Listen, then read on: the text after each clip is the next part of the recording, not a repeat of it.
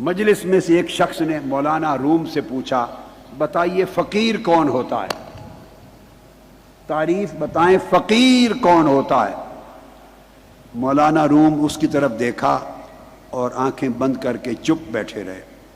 اس نے پھر سوال کیا، بتائیے مولانا فقیر کون ہوتا ہے؟ آپ نے اس کی طرف دیکھا، پھر چپ بیٹھے رہے۔ اس نے تیسری بار پھر سوال کیا، بتاؤ فقیر کون ہوتا ہے؟ آپ نے پھر دیکھا اور چپ بیٹھے رہے۔ جب مولانا روم چلے گئے تو اس نے شیخ صدر الدین کونوی سے کہا، یہ کیا بات ہوئی؟ حضرت صدر الدین کونوی نے کہا، نادان کوئی بات نہیں ہوئی، وہ تمہیں جواب دے گئے، تمہیں سمجھ نہیں آئی۔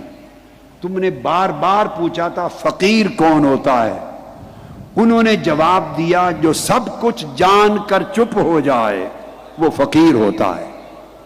جو سب کچھ جان کر چپ رہے وہ فقیر ہوتا ہے۔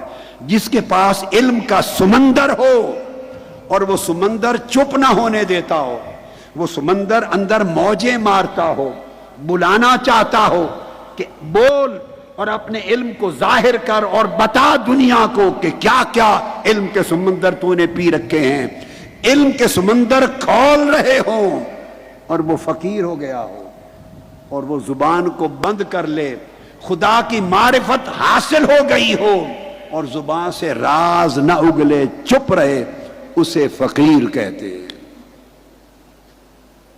جو برتن بہت زیادہ بجے اور شور مچائے وہ اندر سے خالی ہوتا ہے، اور جو برتن بھر جائے دودھ سے، پانی سے، کوئی میٹیلک یعنی دھات کا برتن بڑا گھڑا بھر جائے، اس کو انگلی مارے تو پھر وہ بھرا ہوا برتن اتنا شور نہیں کرتا جتنا شور خالی برتن کرتا ہے۔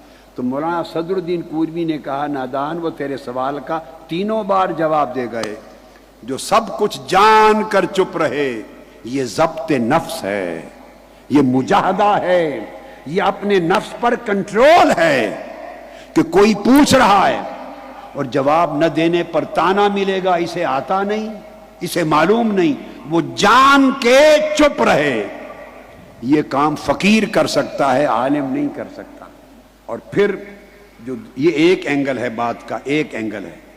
اب دوسرا یہ حضرت صدر الدین کونوی نے سمجھایا، اور ایک دوسرا اینگل بھی ہے، وہ یہ کہ اس نے 3 بار سوال کیا، آپ نے جواب نہیں دیا۔ اس کو سبق ادب کا دے رہے تھے کہ طالب علم اس وقت میرا استاذ بیٹھا ہے، شاگرد کے لیے یہ سوء ادب ہے کہ استاد کی موجودگی میں جواب دے۔ میں بعد میں بتاؤں گا، یہ ادب بھی سکھا گئے اور فقر کا معنی بھی سمجھا گئے۔